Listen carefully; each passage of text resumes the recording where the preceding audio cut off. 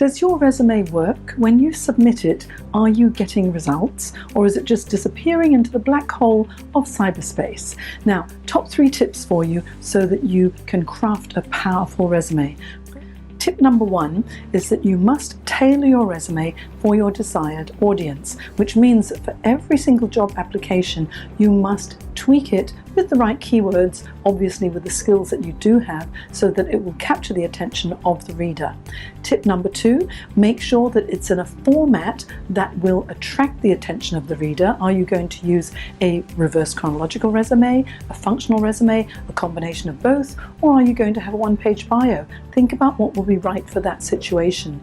And the third tip is to make sure that you include your tangible accomplishments. If you've got tangible results, dollar figures, percentage improvements, time savings, that will certainly help to power up your resume so that it will attract the attention of the reader if your accomplishments are relevant. Now, if you need help with your resume, I have a how to write a resume online course, and the link will be below this video. So if you're interested in having a look, please click the link and you'll find out how you can power up your resume to generate results.